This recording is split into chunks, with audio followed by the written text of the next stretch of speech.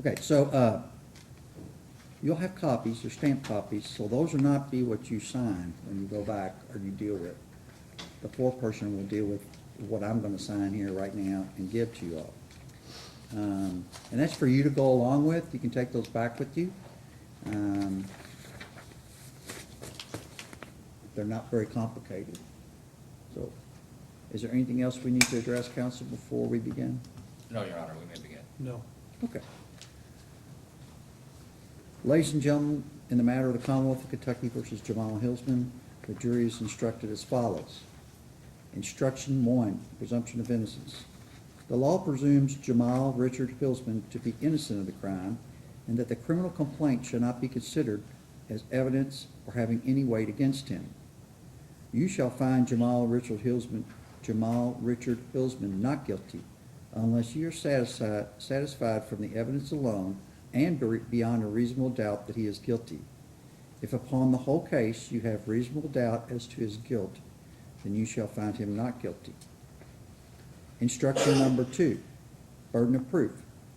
The burden of proof in this case rests entirely upon the Commonwealth of Kentucky from the beginning to the end of the trial to establish beyond a reasonable doubt every element essential to the conviction of Jamal Richard Hillsman of the offense charged. Jamal Richard Hillsman has no burden to sustain as to any of the essential elements of the charged offenses. The burden does not shift to the defendant at any point during the trial. Instruction number 3. Operating a motor vehicle under the influence of intoxicants. You will find the defendant, Jamal Hillsman, guilty under this instruction if and only if you believe from the evidence beyond a reasonable doubt all of the following. A, that in Jefferson County, Kentucky, on or about June 30th, 2019, he operated or was in physical control of a motor vehicle, and B, having an alcohol concentration of 0.08 or more as measured by a scientifically reliable test or test of a sample of his breath or blood taken within 2 hours of cessation of operation or physical control of a motor vehicle. Or that in Jefferson County, Kentucky, on or about June 30th, 2019, he operated or was in physical control of a motor vehicle, and B, while under the influence of alcohol. Instruction 4, unanimous verdict. Immediately upon retiring to the jury room, you shall elect one of your number to be foreperson. The verdict of the jury must be in writing, must be unanimous. That is, all 6 jurors must agree on a verdict and must be signed by one of you as foreperson. You should use the verdict forms provided at the end of these instructions for your verdict. And on the back, it's the verdict form. The first verdict possible is not guilty.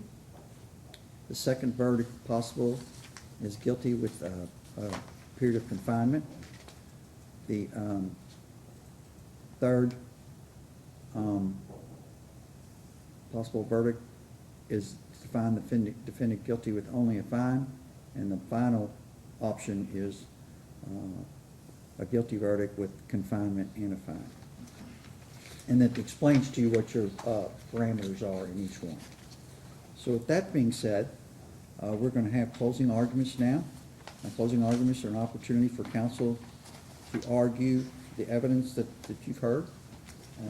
And it should not be considered evidence in the case, but please pay close attention to the arguments, the closing arguments of counsel. We'll begin first with the defendant, Mr. Forman. Thank you, Your Honor. Yes, sir. May it please the court, counsel. Ladies and gentlemen of the jury.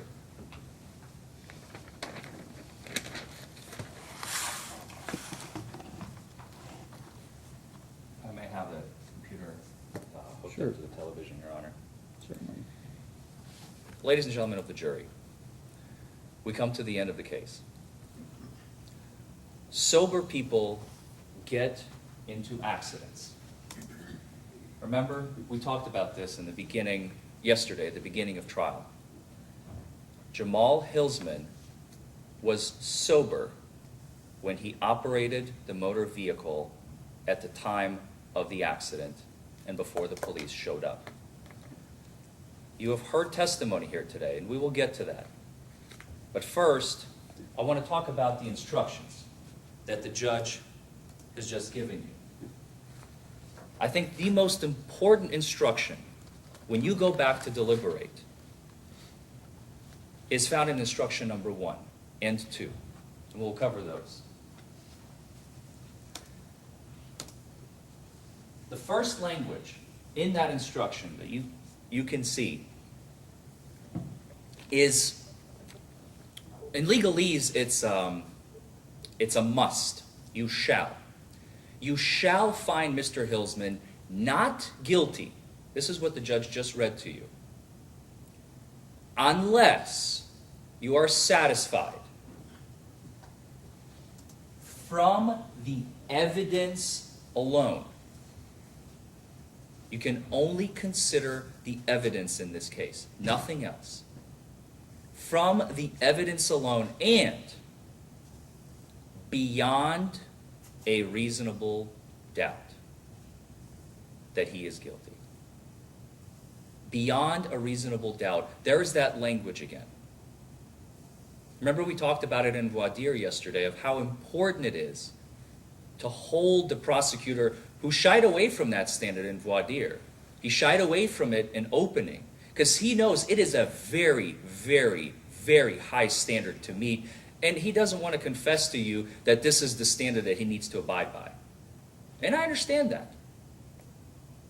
I understand his position because reasonable doubt is, beyond reasonable doubt, is an extremely high standard, and it is very difficult to meet. So what are other burdens of proof that we have? We talked about 3 of them in jury selection yesterday. Let's talk about a couple others that we have not talked about.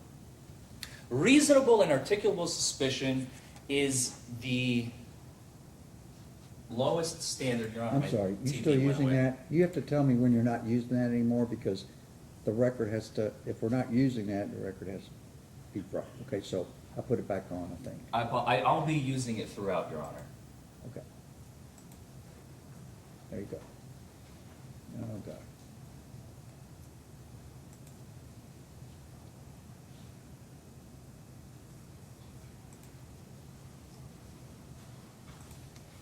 Thank you, Your Honor.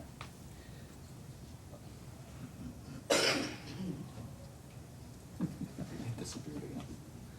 Ladies and gentlemen, this is not Mr. Foreman's fault. It is the technology I'm dealing with, so just bear with me here. There we go. Okay, I won't touch it. All right. All right. The lowest standard in the land. Some of you may have heard of it. Reasonable or articulable suspicion. That is the standard that is allowed, required, I should say, for a police officer to pull you over. That's it. A police officer cannot simply pull you over for no reason. They must have at least a reasonable and articulable suspicion of criminal activity. Maybe a traffic offense. That is the lowest standard. Now the next standard is probable cause. Probable cause is the standard that is required to get you arrested. That is what the officer needs to have in order to place you in handcuffs and take away your liberty, at least either at that moment or for a lengthy period of time, depending on the situation. That is the standard that was used in order to arrest Mr. Hillsman. That is the decision that the officer made at the time of arrest. This is the standard he was operating under. Probable cause. We will talk about that some more later on. Now this standard you all remember. This is the standard we talked about in jury selection. Preponderance of the evidence. Remember we said it's just an oomph above 50% is what we were taught in law school. That is the standard that is required in civil cases when money just exchanges hands. No liberty is at stake. You're not about to be convicted or acquitted of a crime, of criminal activity. It simply deals with funds, money. Who's getting paid, how much, and if at all.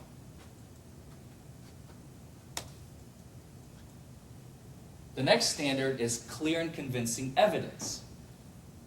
If you remember, that's the standard that we talked about that they used to take your kids away from you. That is the standard that is required to deprive you of your parental rights by the government. And finally, the standard that we're dealing with here today is beyond a reasonable doubt. If you remember, I told you I can't define it for you. The judge will yell at me. I can't do it. Kentucky doesn't allow it. It's going to be your job.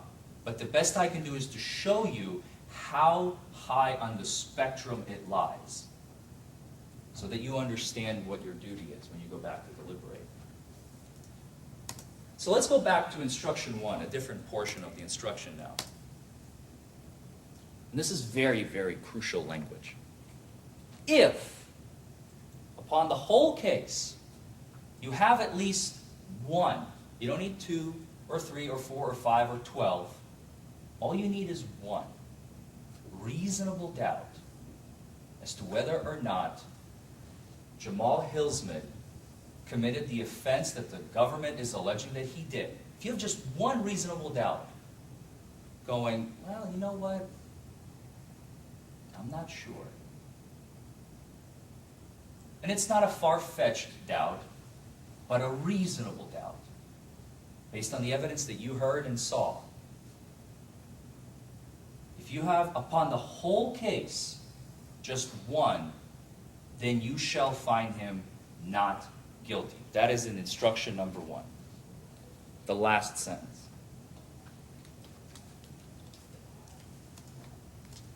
Now let's look at instruction 2.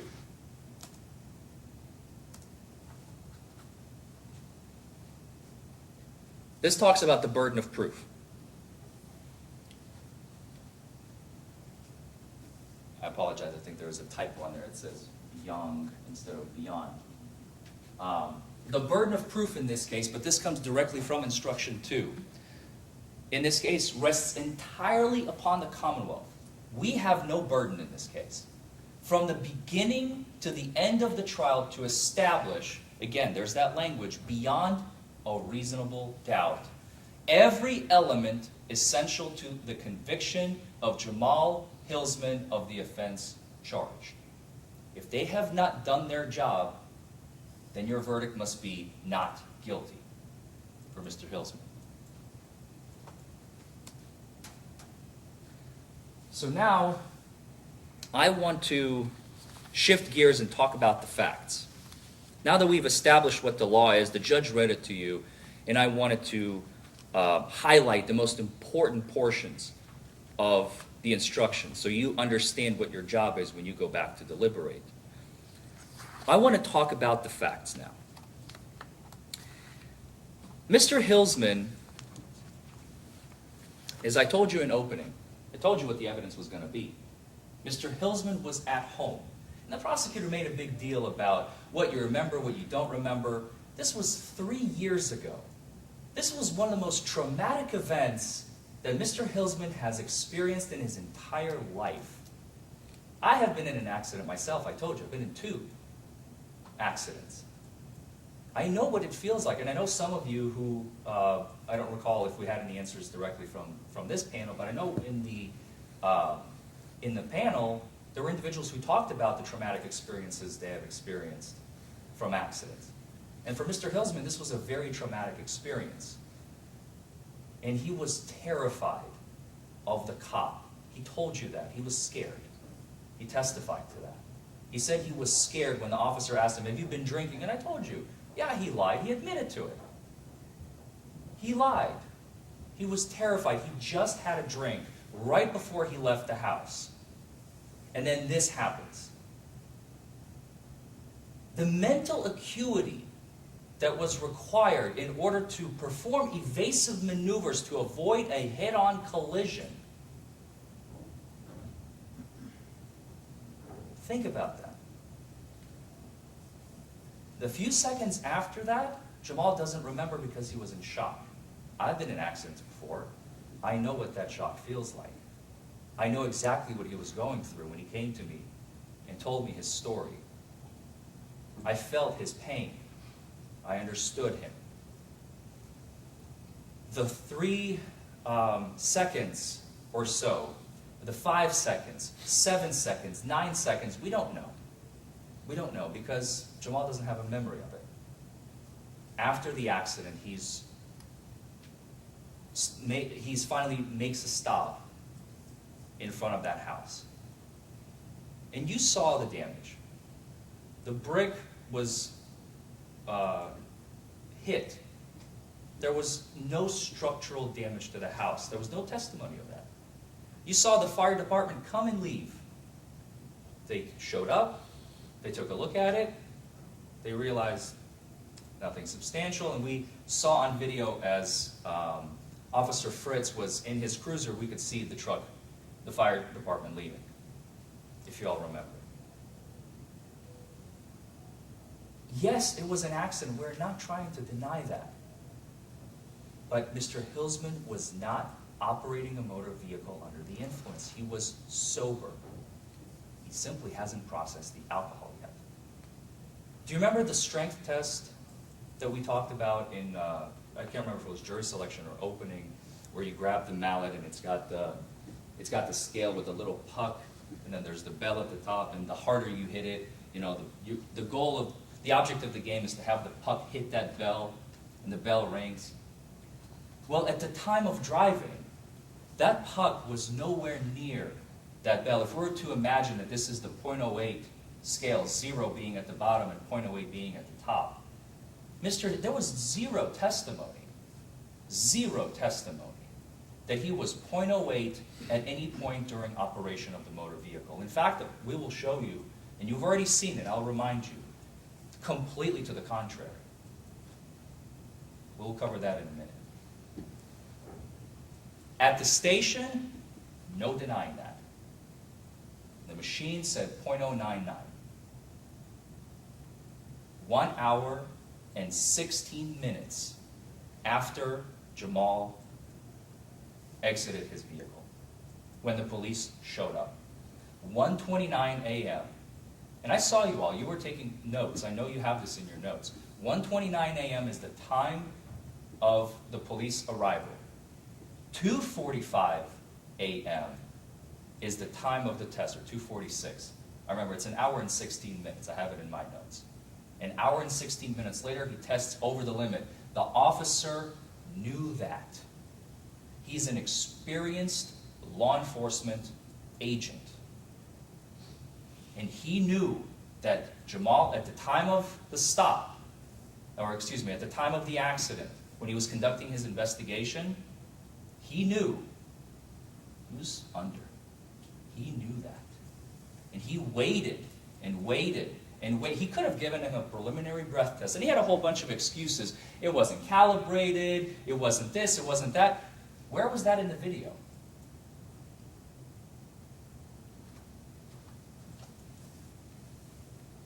If you recall,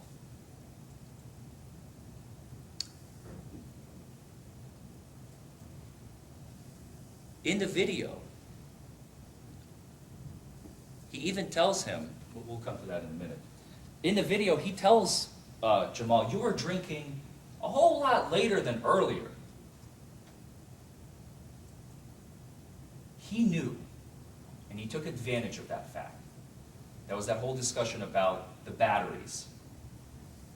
We can go to Walgreens right now, get you some batteries for this PBT. Don't worry about it. I'm good.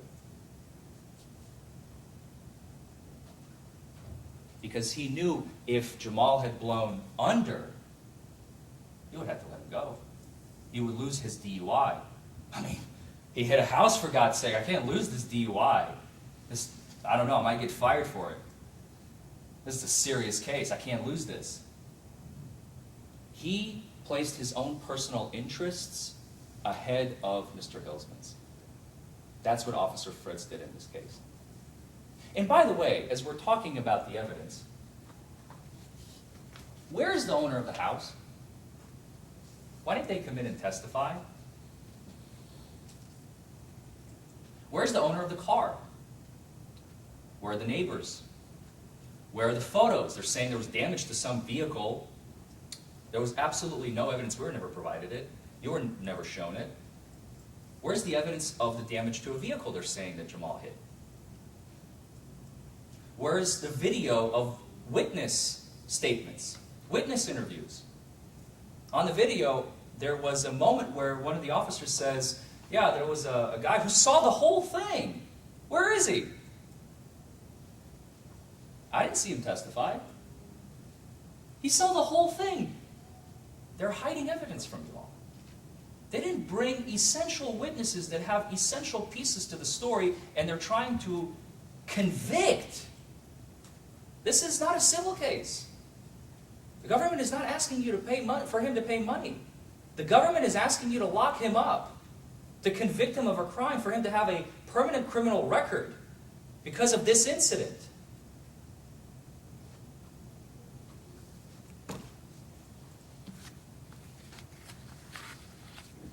Let's talk about the field sobriety tests.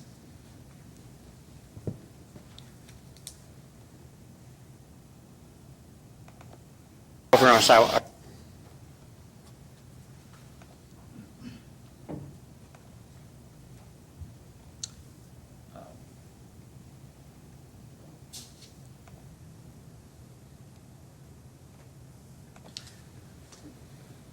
The horizontal gaze nystagmus test was the first test that was administered to Jamal Hillsman.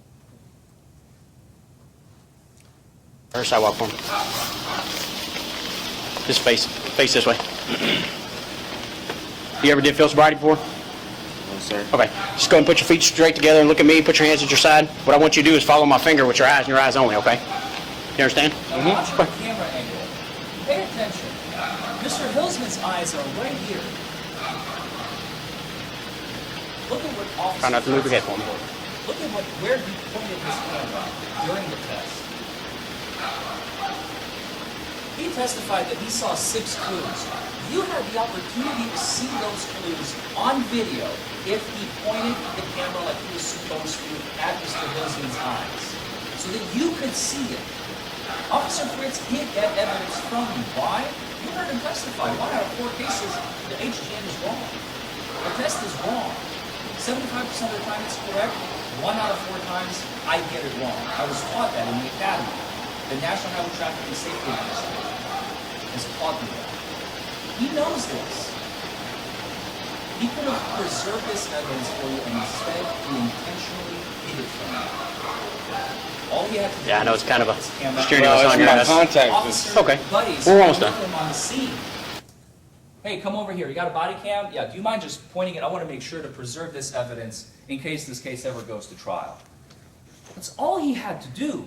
Or point his own camera. But intentionally, he moved it to the side, or he angled himself in a way where you could not see Mr. Hillsman's eyes. And it's right there on video. You can't see anything. He's saying, I saw 6 clues. Fantastic. Show us. Show us the money. Show us the evidence. It's not there. You watch the video. This is just the portion of the horizontal gaze nystagmus that I cut out. Try not to move your head for me. So you don't have to watch the whole video again because I don't want to waste your time.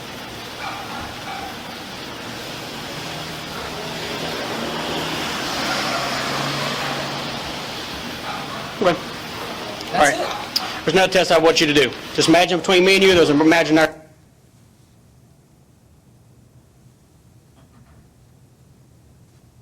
More missing evidence. Now let's talk about the next test. The walk and turn. Another test I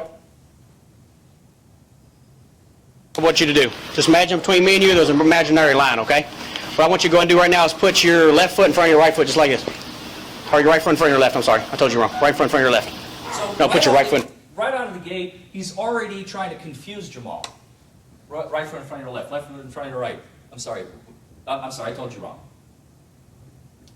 These are tests that the officer testified are standardized. The instructions are standardized. There's a specific way to do them, to give the instruction, to demonstrate how they're supposed to be performed. That's where the reliability comes from. That's what he talked about. And if you give a botched instruction right out of the gate, you are setting up the individual for failure. How can Jamal follow instructions that he doesn't even understand because the officer gave them incorrectly?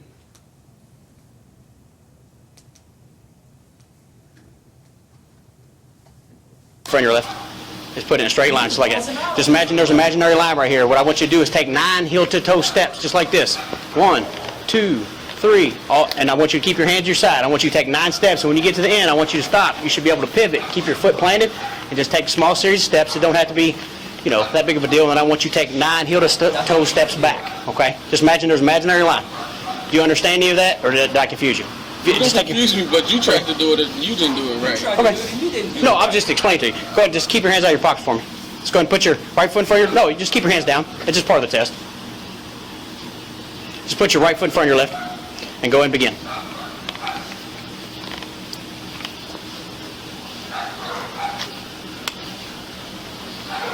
Pay attention to the fact that, again, we saw the first couple of steps, and where did the camera pivot? All he had to do was this. He knows this. 5 years on the force, he knows this stuff. He's been at this game long enough. He knows exactly what he needs to do to preserve evidence. And instead, we can't see anything. And yet, Mr. Hilsman missed every step heel to toe. It's the bottom line. Can't see anything. The prosecutor even tried to ask Mr. Hilsman when he was on the stand, if you remember. Do you remember watching the video and missing every step heel to toe?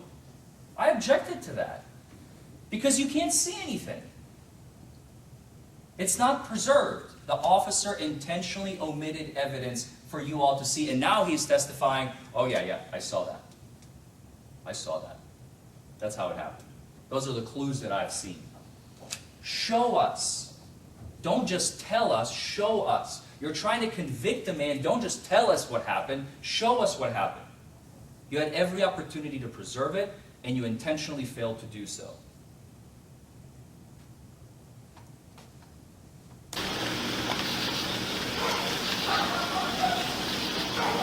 Then go back.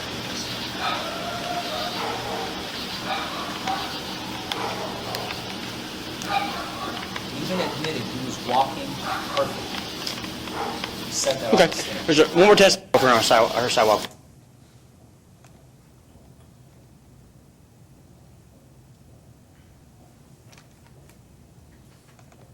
This I want you to do is called the... And the one-leg stand, before we get to it, if you remember, we played it in court because he couldn't remember exactly the amount of time. The officer knows that after 30 seconds, natural muscle fatigue begins to occur in the human body. Initially, you saw Jamal, he was trying to catch his balance in the very, very beginning. You see him tilt a little bit. Once he got his balance, he was standing there with no issue whatsoever. Only after the 30 seconds that the officer is required and trained to do, because he knows natural muscle fatigue is going to make him look intoxicated. Let's just keep going. For 47 seconds, he kept him on there. When the training runs directly contrary to that. He did it intentionally. And again, we can't even see his foot. One-legged stance, okay? This test, I just want you to listen. Don't do anything until I start. You'll keep both your hands to your side. You're going to lift one of your legs up, whatever one you choose, about 6 inches off the ground. Point your toe straight up in the air. I want you to look at your toe. I want you to go 1 1,000, 2 1,000, 3 1,000, 4 1,000. Just continue until I tell you to stop. You understand? Yes, sir. Okay, hold on 1 second. Go up again. 1 1,000, 2 1,000, 3 1,000, 4 1,000, 5 1,000, 6 1,000, 7 1,000, 8 1,000, 9 1,000, 10 1,000, 11 1,000, 12 1,000, 13 1,000, 14 1,000, 15 1,000, 16 1,000, 17 1,000. Keep going.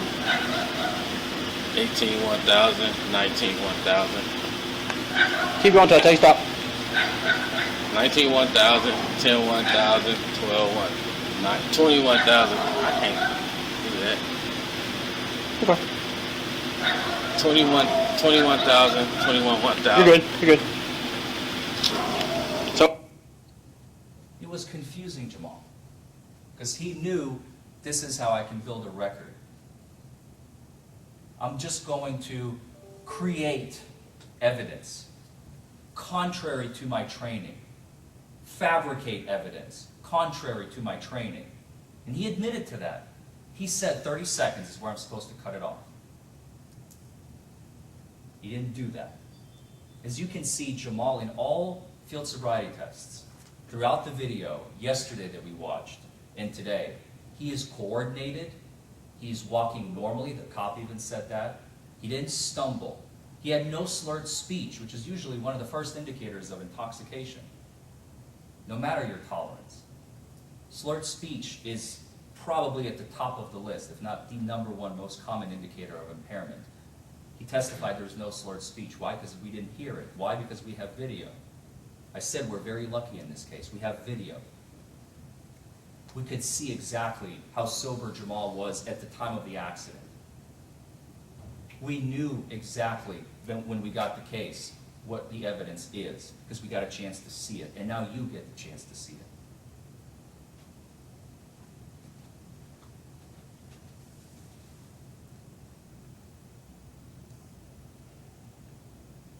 He even coaches. keep going till I tell you stop. Keep going until I tell you to stop. Keep going till I tell you stop. He even tells him I'm going against my training, right there on video.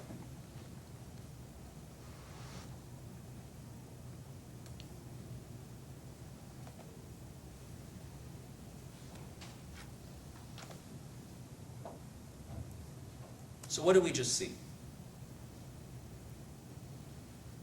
The officer testified involuntary jerking of the eye shows impairment. We don't have it on video. And he himself said 1 out of 4 tests, my test is wrong. It doesn't work. That's reasonable doubt.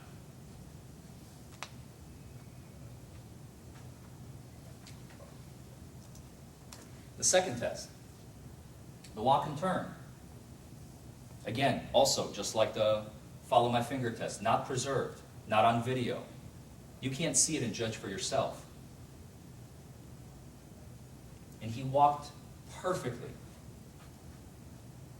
That's reasonable doubt. Mr. Hillsman's demeanor, the way he talked, the way he walked, all reasonable doubt. We talked about this. After the allowable 30 seconds for the test pass, Officer Fritz says, keep going until I tell you to stop.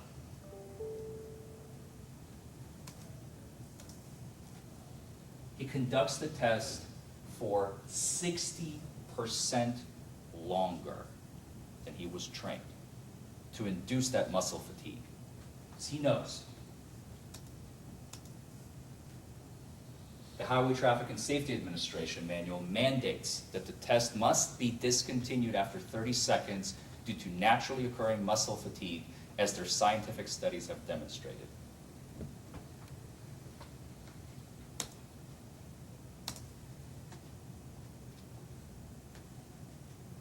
So on the one leg stand, again, you have reasonable doubt.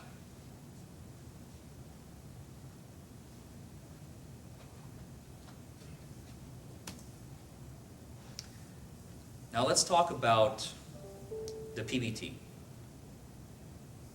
the preliminary breath test. The preliminary breath test is used for officers in the field to determine whether or not an individual has alcohol in their system. Simple as that. On scene. You don't have to wait to go to the station. The station comes later. But on scene, he went into his trunk Oh, watch, I'm gonna grab my PBTs. You already drawn. Yes.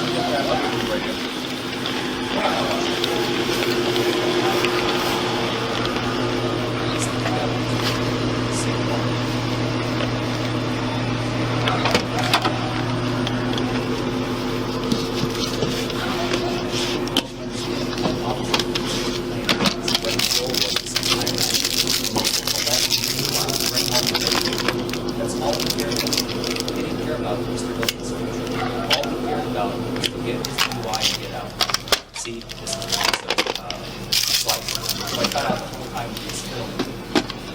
Took it out, put it back in, and he never took it out again.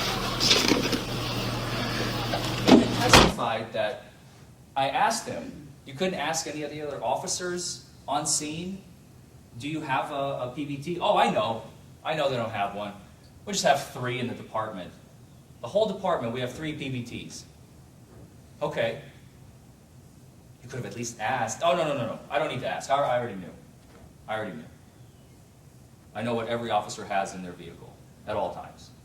Okay. He knew. Remember the puck? He knew that Jamal was way down here because he just recently consumed. He knew. He's an experienced law enforcement officer who's been trained on this stuff. He knows that this is happening right now. And the longer I wait, the more chances, and it's not a guarantee. Jamal could have gotten to the station and blown under .08 and we wouldn't be here today. But Officer Fritz got lucky. Ding, ding, ding, ding, ding. At the station, 1 hour and 16 minutes after the wreck, he hid money, and they got their DUI.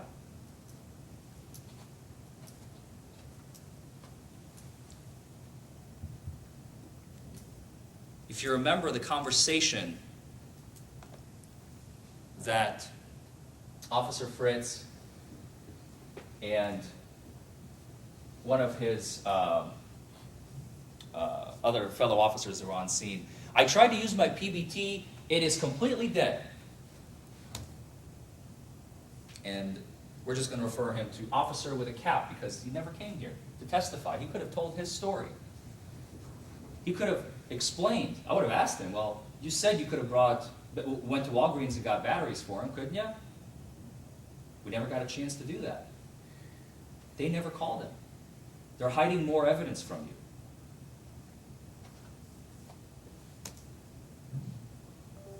Do you think it is the battery? Did you charge it? I think it might need a battery. I think it takes 9 volts. I can go to Walgreens, grab one for you. And he says, I got one in the car.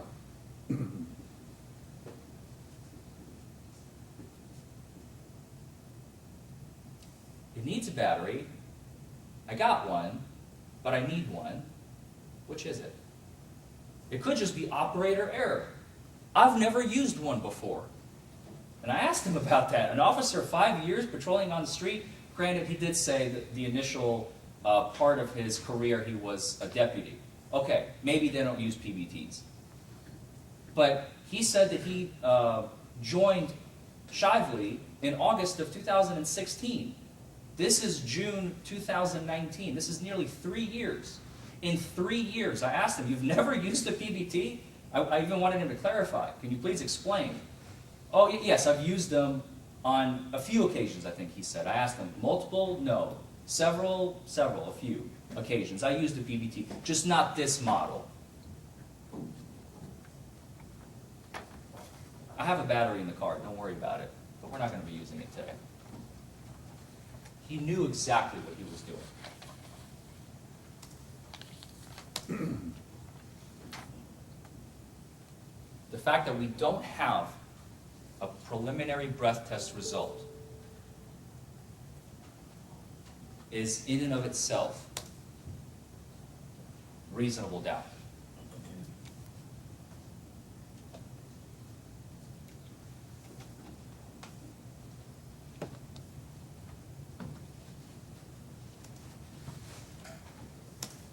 At one point in the video, this is how we know the officer's state of mind. This is how we know he knew.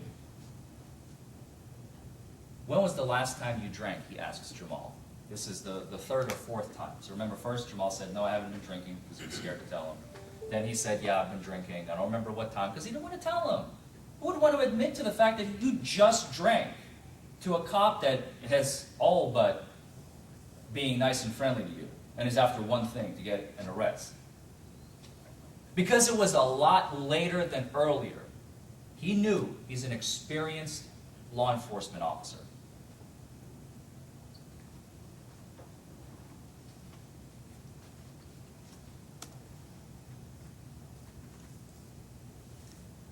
And this is how we know that Officer Fritz. Got your stuff on there? All right. Let's go put your hands behind your back. You put the stuff back and you go back. Let's put your hands together like you're praying. No, like, there we go. All right, you're under arrest for driving under the influence, okay? Because I suspect you to be intoxicated on alcohol. You understand? Okay. So we'll go figure that out if that's the case. We're going to figure that out if that's the case. Officer Fritz has reasonable doubt on scene at the night of Jamal's arrest. As he's arresting him, post-interview, post-field sobriety, post-no PBT, this is it. This is the end of the night. Jamal's going to jail. We're going to figure that out if that's the case. He's still not sure. He still has doubt on the street where the standard is this low. He still doesn't know. You might be not. But he knows that Jamal is not. He knows. And that is why he said, it was, in law we call it an excited utterance. He accidentally spoke the truth at the very last second right before the arrest. He accidentally said exactly what was on his mind.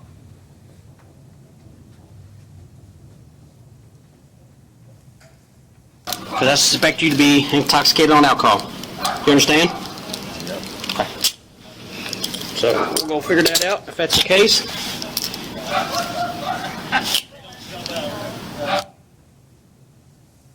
We're going to figure that out if that's the case, because I'm not sure.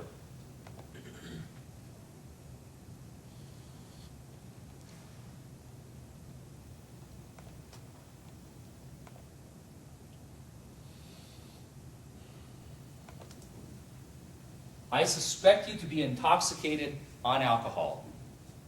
So we're going to figure that out if that's the case.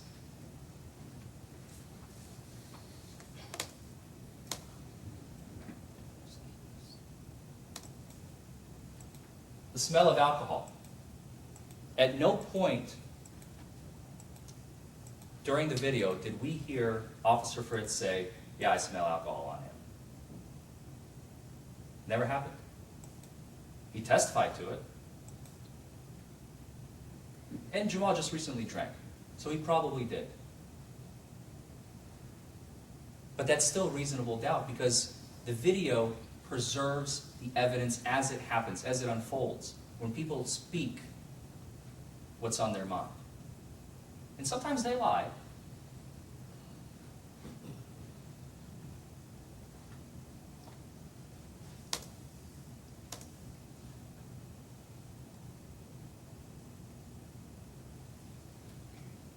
So far, we have at least 5 reasonable doubts. The horizontal gaze nystagmus, the involuntary jerking of the eye, which we did not see. 1 out of 4, I am wrong. 1 out of 4 times I do this test, I am wrong. We couldn't even see to verify whether he was or wasn't. Walk and turn. 1 out of 3 times, I am wrong. Reasonable doubt. The one-leg stand, 1 out of 3 times the test is wrong, especially if I do it contrary to my training and violate my training directly by making the individual stand for 60% longer than they're supposed to. That's reasonable doubt. The breath test. All you have to do is get a battery.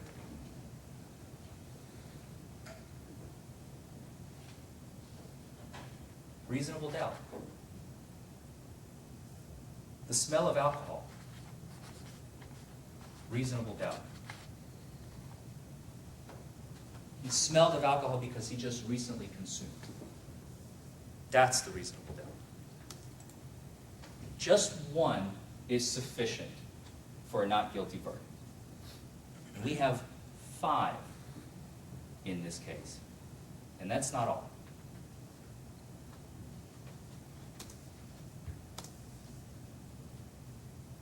The officer's own propensity for dishonesty is in itself a reasonable doubt. The fact that he intentionally violated his training, intentionally did not record the horizontal gaze of the nystagmus so you could see Mr. Hilsman's eyes on the night of his arrest, the fact that he did not record the steps that he's alleging that Mr. Hilsman has violated, or not violated, excuse me, that Mr. Hilsman showed clues. The officer violated his training by not recording those same steps.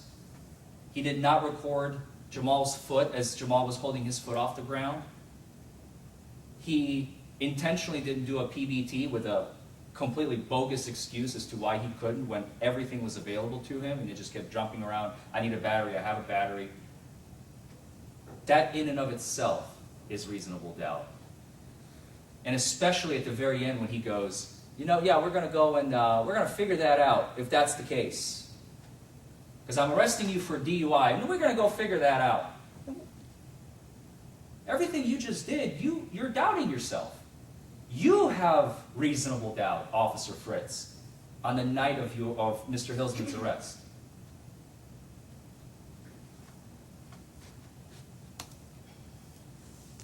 And finally, if you remember, when the prosecutor played the video, he stopped the video short, just a few seconds. We had to play that portion because he didn't want to play it. I get it. Objection. Approach the bench.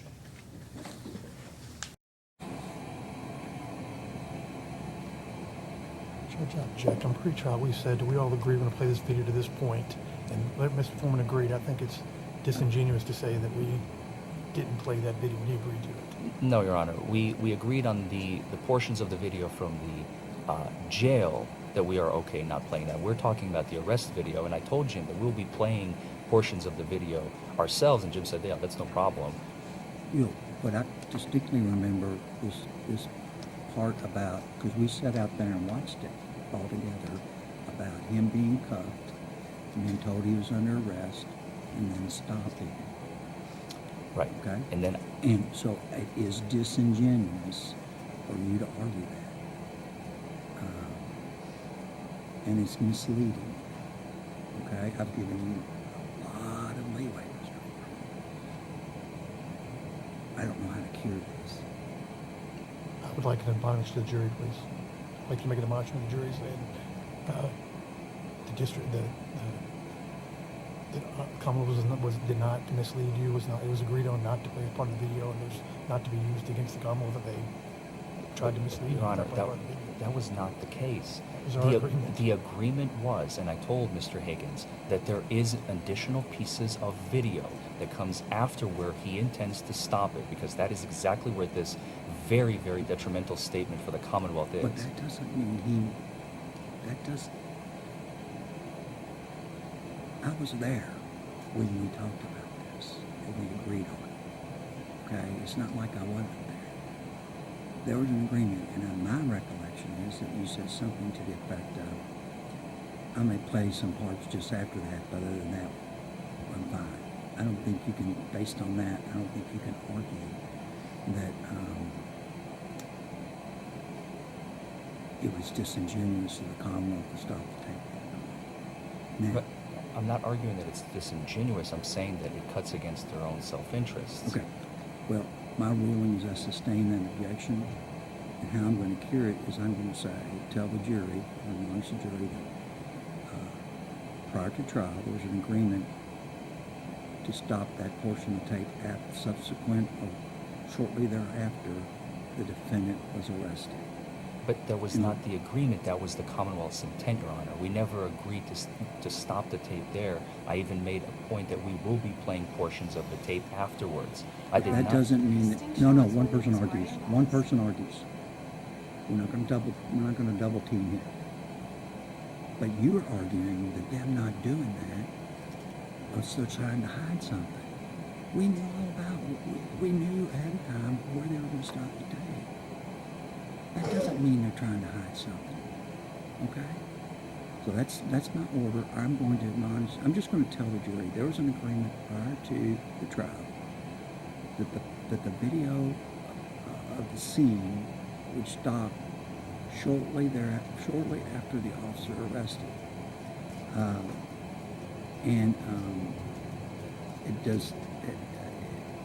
That's all I'm saying. And I just maintain, Your Honor, that I did not acquiesce and agree that this is where it. Can the jury take a break? The lady needs to go to the bathroom real bad. Okay, ladies and gentlemen, let's take a break. I have to admonish you real quick. Do not permit anyone to speak to or communicate with you on any subject connected with this trial. Report any attempts to do so to the court. Do not converse among yourselves on any subject connected with this trial, nor form nor express any opinion thereon until the case is finally submitted to you. Let's take a break, come back in 10 minutes, please. All rise for the jury.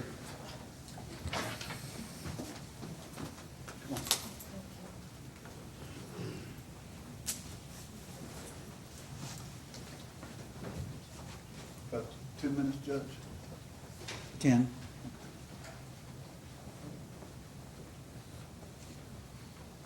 Be seated, please. We can argue from council table.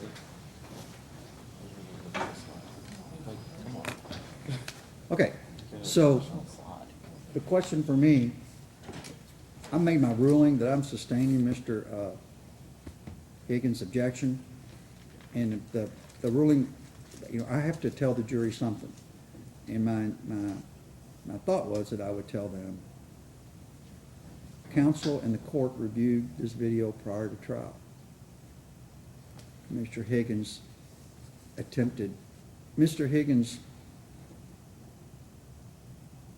the Commonwealth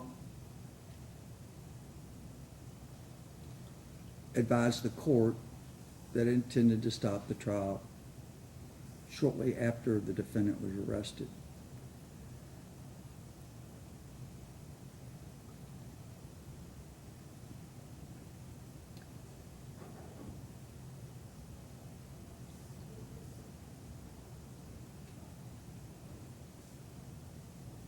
Would you add anything else, Mr. Higgins? Or would you just say, I also state it would say differently? that before the trial, it was agreed on by all parties that the tape was the Commonwealth was gonna play at this point and stop at that point. That's what I would ask for. Mr. Foreman? Your Honor, but I would also like the court to say that the defense has the option to play further into the video, and that was also by agreement I of all don't have any parties. problem with that. And that's fine. And- But you've alluded that they were trying to hide the evidence. And I also, That was not the way that I was trying I to think you portray just this said it. point. I think you said it. Finally, prosecutor's choice not to play portion of the video is also a reasonable doubt. I don't know, here's the thing. He's You've not made hiding, good he just arguments, shows you've made something. arguments that are permissible. I've given you lots of leeway. I haven't interrupted you, but we have to clarify this with the jury, that there was an agreement, there was an agreement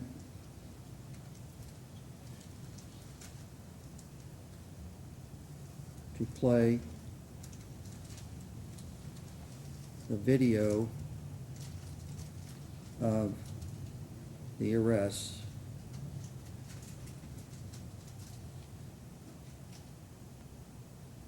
until shortly after the arrest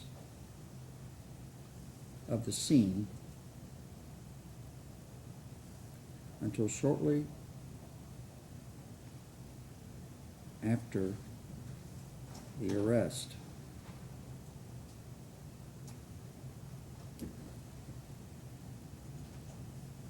the defense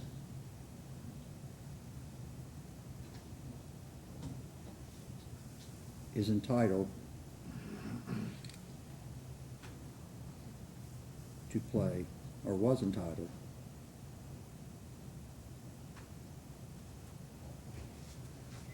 subsequent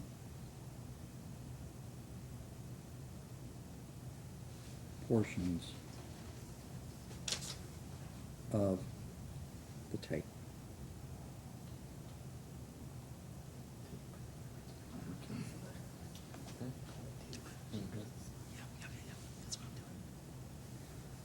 And how long do you think you're gonna need, Mr. Foreman? Because I'm probably gonna put a time limit on here shortly.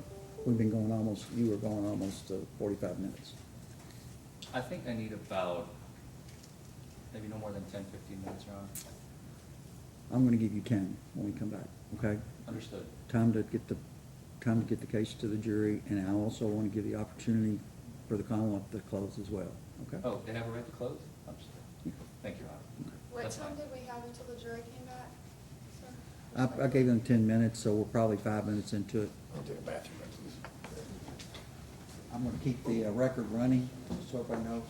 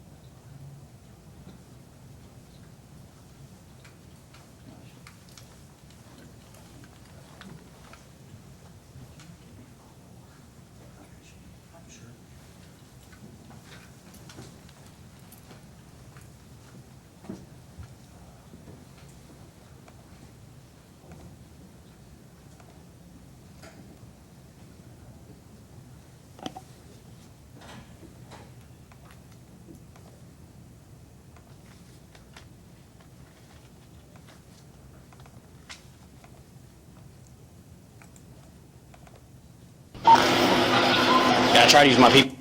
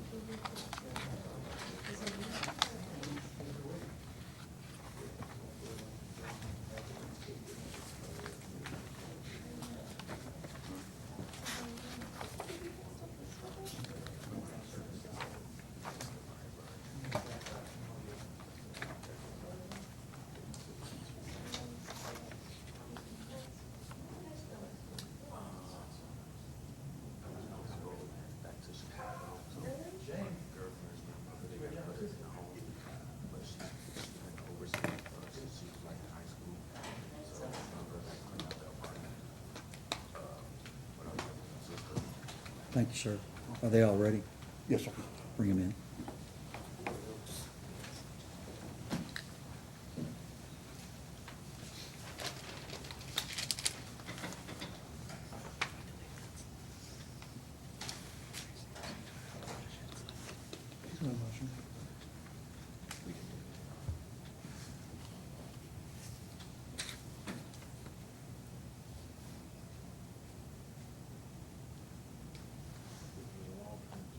I'm going to turn this off and then back on.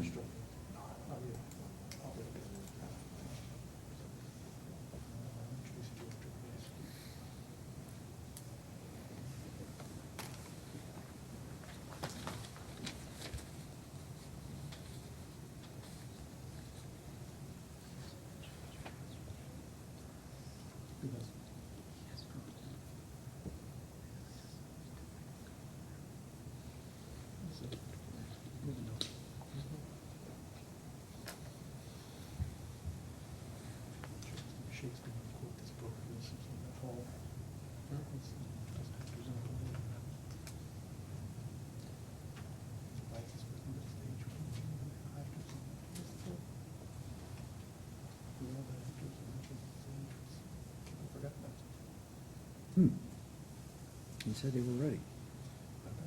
Maybe somebody wasn't ready. Actually,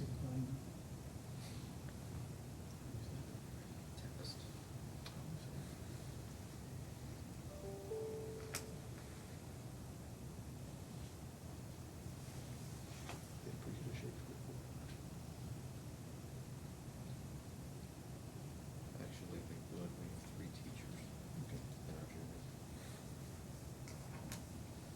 How many more than your players? The entrance is yes, one man is now plays many parts, and it's a good quote. He's pretty good. I got some awesome.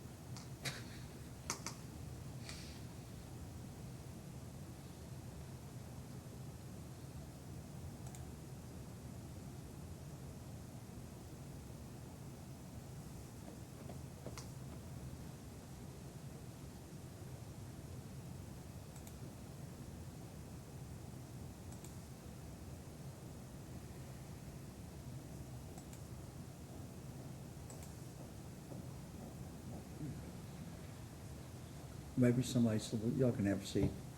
He'll say, all rise when we get here.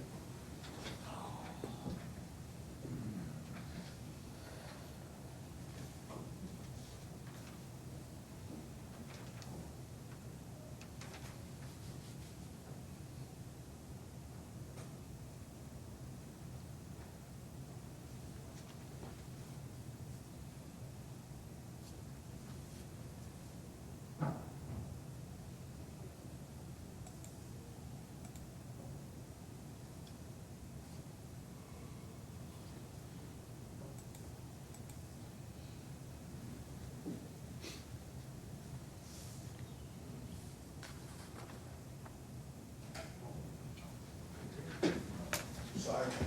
Judge, still waiting on one shit will feed the meter. Okay. Okay. Pays attention to detail. Very good stuff.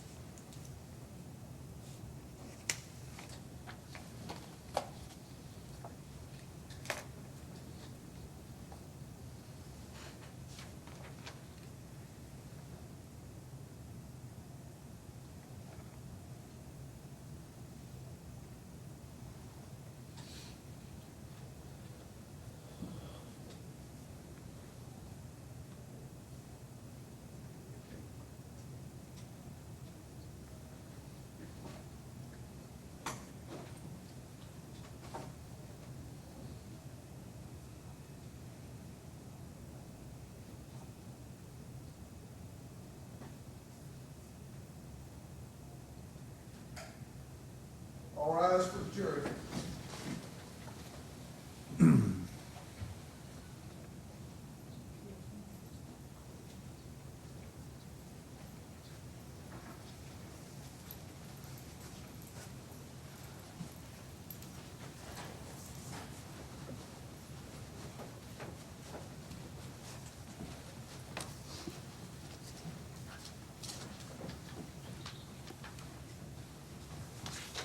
Please be seated.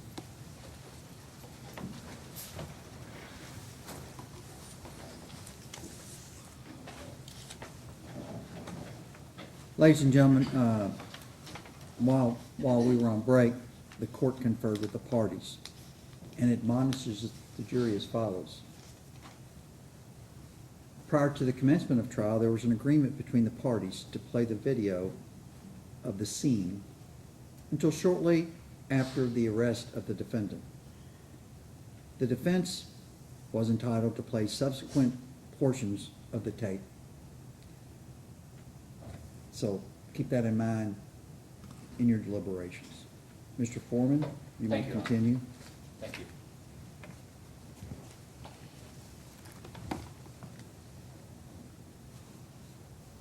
Oh, let me switch.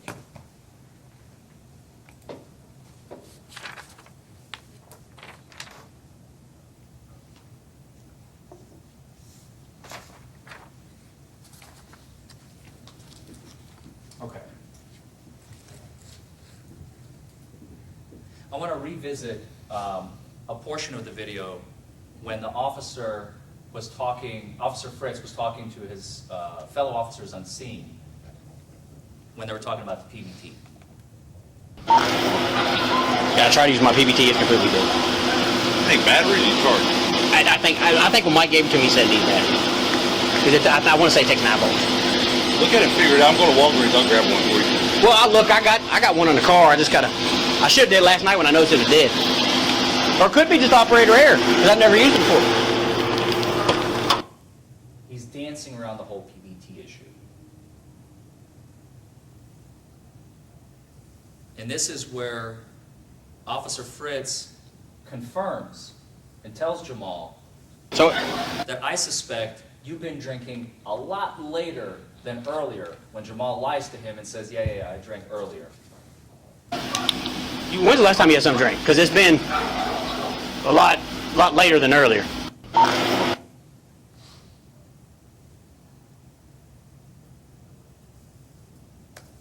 The reason I ask, because you have... This is the bottle that they found in Jamal's car. Look at Jamal's reaction when they tell him, by the way, buddy, you have a bottle in alcohol in the car. That's alcohol in the car? In your passenger floorboard.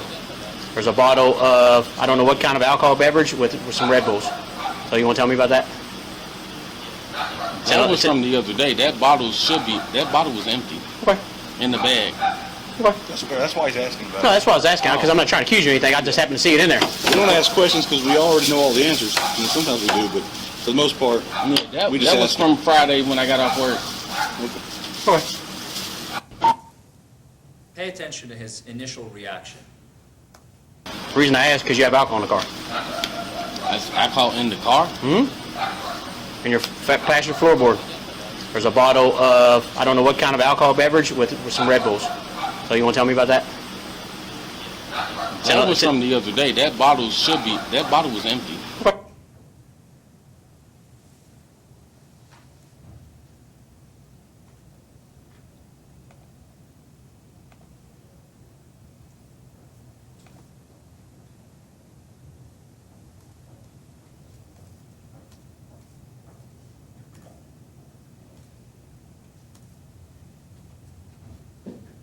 The case boils down to this. Objection. Folks, let's take that down. Please.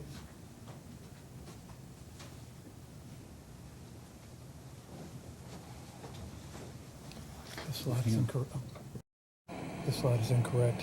It's .08 is your presumed assumption, and between .0, when the law back then was between .05 and .08, it could go either way. So to put a video up there saying not intoxicated at .09 is incorrect. Did you take it down? I did. It's right now. I'd ask you to disregard that as correct. I'd ask you to, in my jury, disregard this slide that was just shown. I don't think that is correct. The law states if you are over .08, There's a you are presumption that you're that intoxicated. you're intoxicated. At that time, if the reading is .05, between .05 and .07, there's no presumption. If you're below .05, there's a presumption you won't They were not intoxicate. instructed as to any of that, Your Honor, because that is not what the case is here. Yeah, you can't put that video up again. Okay. And I'm gonna tell them to disregard that last graphic. Okay? All right. Thank you. Ladies and gentlemen, the last graphic that was put up on the television screen, you are to disregard, not consider it in your deliberations, this case.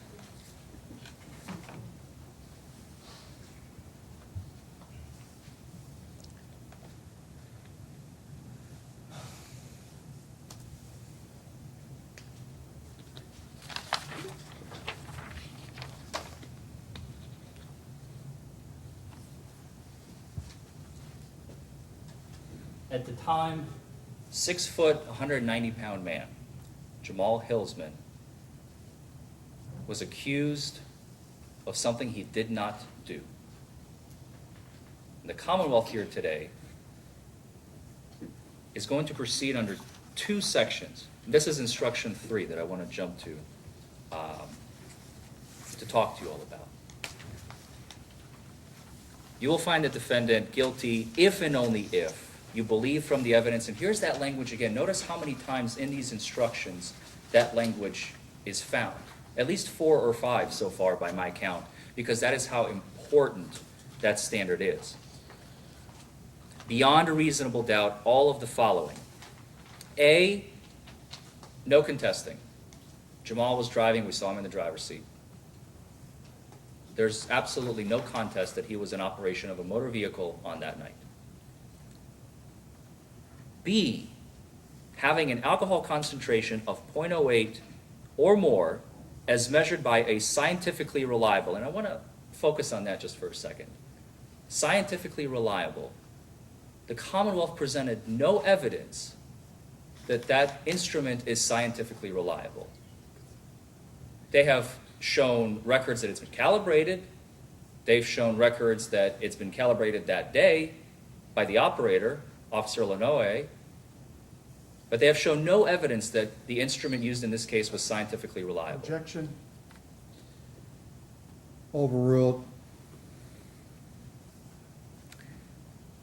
Test or tests of a sample of his breath or blood taken within 2 hours of cessation of operation of a motor vehicle. The test must be taken within 2 hours, otherwise you don't get to hear it. That's why that language is in there. Because if the test was done, let's say 2 hours and 1 minute, it's just not admissible. And you would never get a chance to hear it. So we're not contesting the .099 on the ticket. If that's what it says, that's what it says. But at the time of operation, 1 hour and 16 minutes prior, minutes after consumption of alcohol, Jamal was way below on that puck. And Officer Fritz knew that, and you heard him. You heard all his doubts. We're going to go to the jail and we're going to figure that out. Because in his mind, he knew you drank a whole lot later than earlier. He said that. Because he knew, chances are he's probably rising. And by the time we get to the jail, we're going to get that .08 that we're looking for. And we can charge him. And sorry, the second portion, again, the language in A, on the first portion and language in A is the exact same because it's the same charge, just 2 different sections of the DUI statute. And while under the influence of alcohol. Where's the evidence? You saw a sober man get into a car wreck, walk around without stumbling. He didn't fall. He had no slurred speech. He had 0 indicia of intoxication that you would normally expect from an intoxicated individual, an individual under the influence, which is the standard here today. You saw 0 of those. None. Not a single one to show you could see exactly how Jamal was that night. You saw. You don't need an officer to tell you what sorts of tests he conducted, which, he admitted a lot of them are not very reliable. Sometimes he gets it wrong. And in this case, he got it wrong. And he knew that he got it wrong because he said it himself. We're going to go to the jail and we're going to figure that out. Wrap it up. Wrap it up. So under the second section, B, while under the influence of alcohol, they don't have anything. Nothing.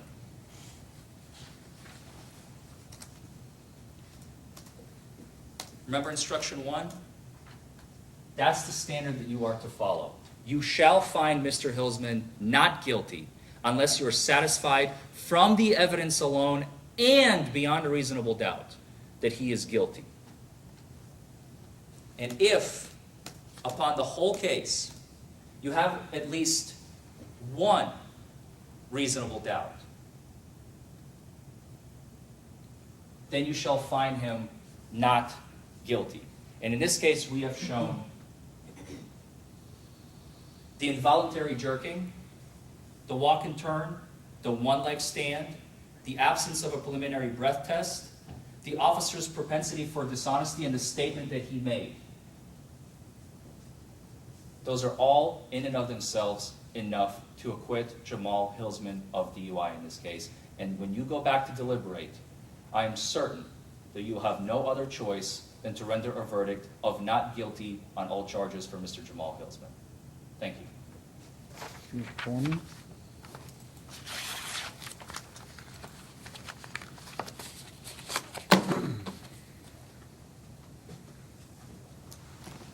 Mr. Higgins?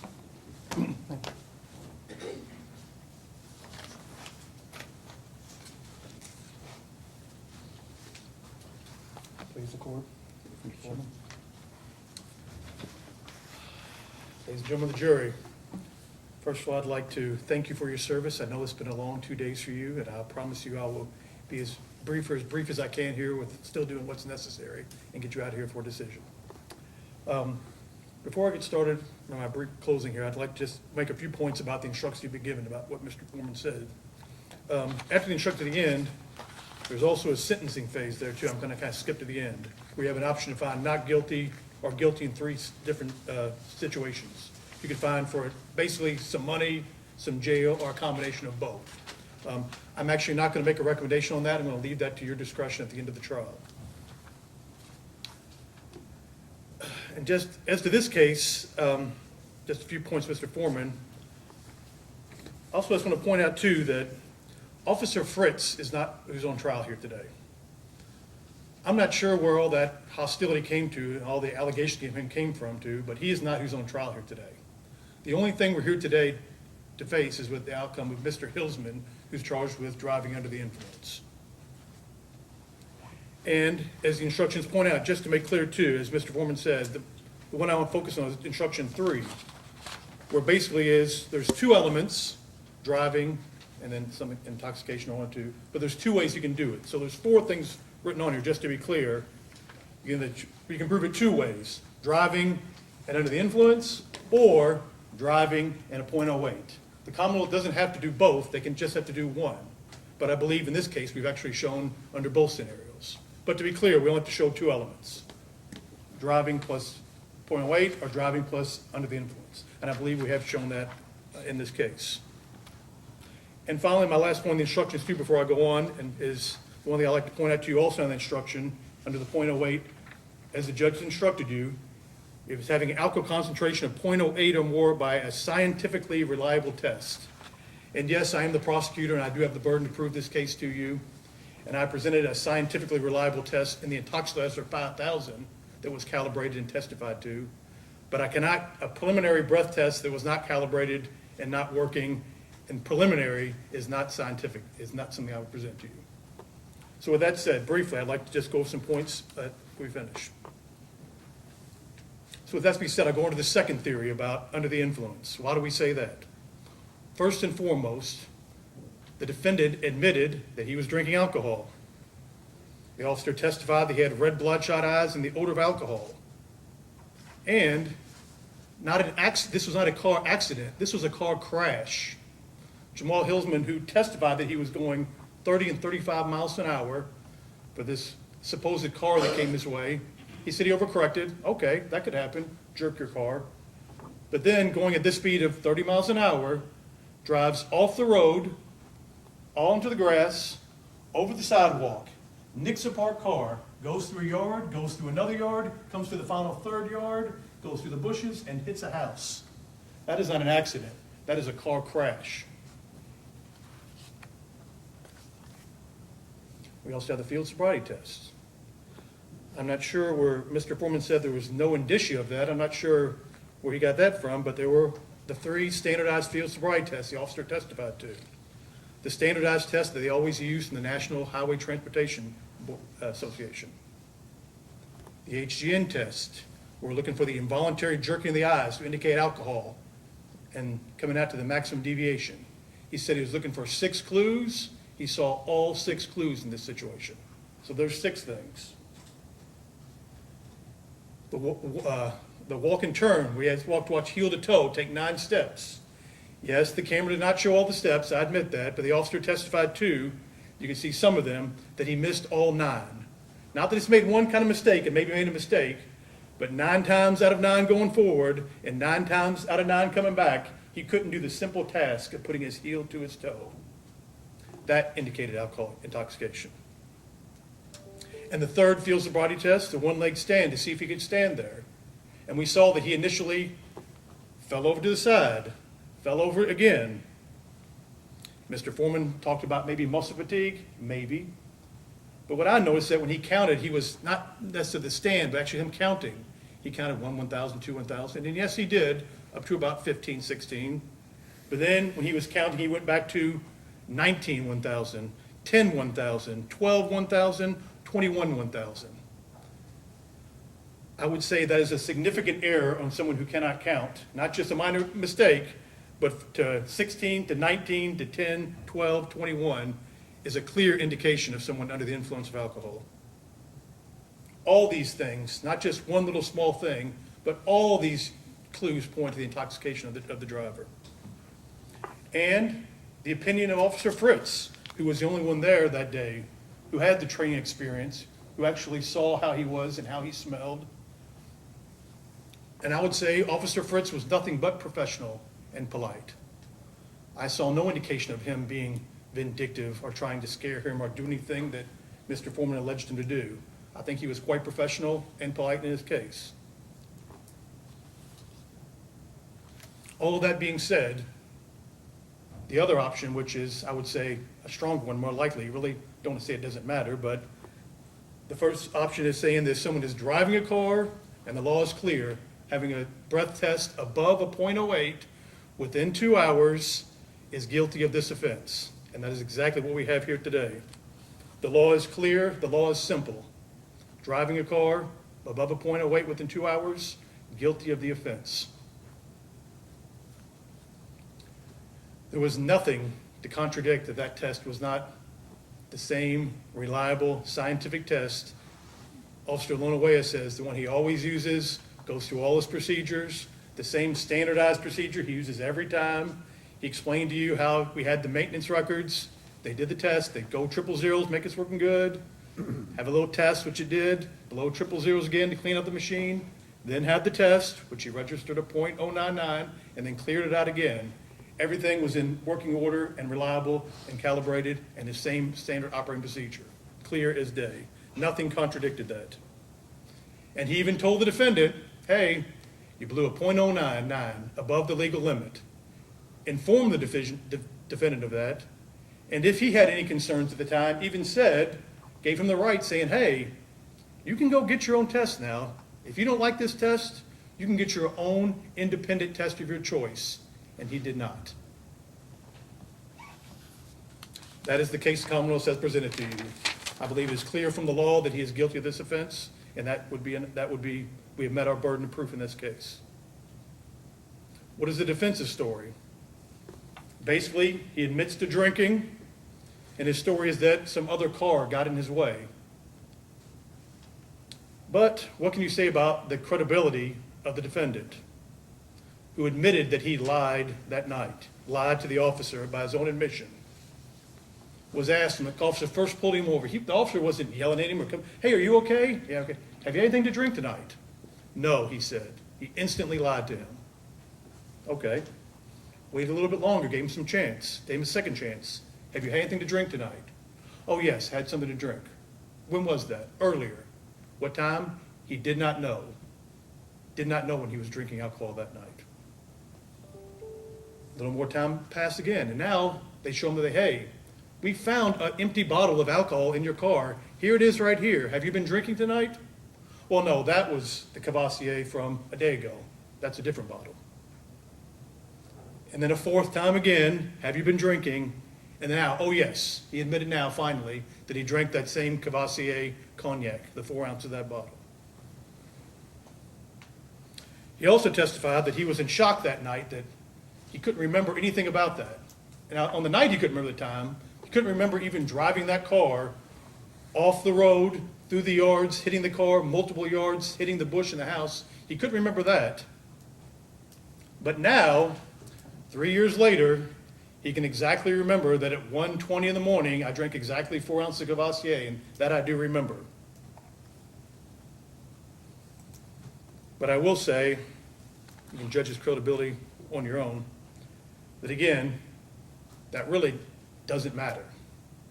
I would say everything the defense has presented, trying to look at what happened there, is great sound and fury, signifying nothing. Because for all they said and all the trying to attack Officer Fritz and all these things he said, what it really came down to was he admitted alcohol, he lied up there, he had all those indications of being intoxicated, and most importantly, as the instructions say, driving the car and having a test, a scientifically reliable test, which he blew a .099. So again, in closing, as I said, I'll be brief. I'm not going to ask you, when you fill out your sentencing thing, to give him the maximum sentence. There is a range. I'm not going to ask you for the maximum. I'm not going to sit here and tell you he is the worst, craziest, drunk, most drunk person I've ever seen. He was not. But what he was under the influence of alcohol that night. And he shouldn't have been driving. The law is clear. .08 or above, guilty of this offense. He's guilty of this offense. Thank you. Thank you, Mr. Higgins. Ladies and gentlemen, the case is now submitted to you. I'm going to give you some final directions. Upon reaching the jury room, you should first select a foreperson who will act as your presiding officer. In order to return a verdict, each juror must agree thereto, i.e., that is, the verdict must be unanimous. Every juror should be given an opportunity to state and discuss his or her views. Upon retiring for deliberation, you may take all papers and other things which have been received as evidence with you. You will also have my original instructions. And whoever the foreperson is, there's a red dot in the upper right-hand corner if there's any confusion. The original set bears my signature and date, and this should be the one that's signed by the foreperson. I provided those extra copies for you for your convenience. They're stamped with a copy on the front. The verdict forms are attached to the instructions, and the foreperson is to record the jury's verdict on the verdict forms attached to the original set of instructions and sign it. Please read the instructions and attached verdict forms carefully. If during the course of your deliberations you feel necessity for further information, you should inform the sheriff, who will then advise the court.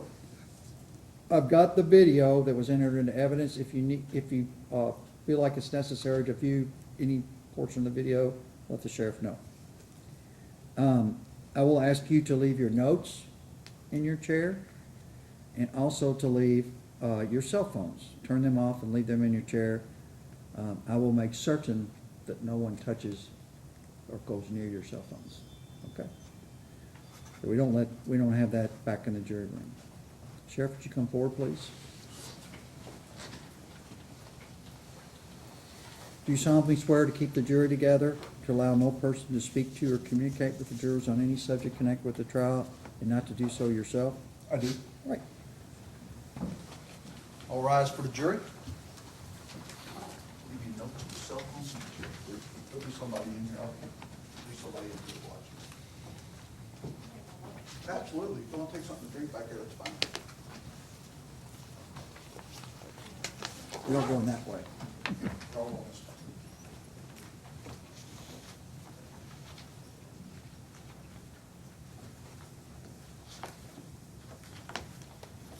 Okay. Anything we need to address before I pause the record? No. Defense, Your Honor. All right. Ladies and gentlemen, have you reached a verdict? Yes, yes, ma'am. And who's the foreperson?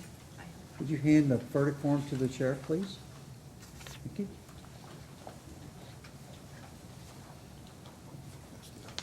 You all can be seated if you'd like.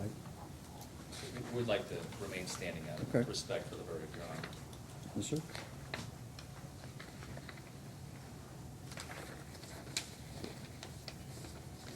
The verdict form is in order. We, the jury, find the defendant Jamal Richard Hillsman not guilty under instruction 3. Ladies and gentlemen, I'm going to poll you as to whether that's your verdict. We'll call you number 1. Is that your verdict, ma'am? Yes. Yes. Yes. Yes. Okay. Mr. Hillsman, you are acquitted of this charge and you are free to go.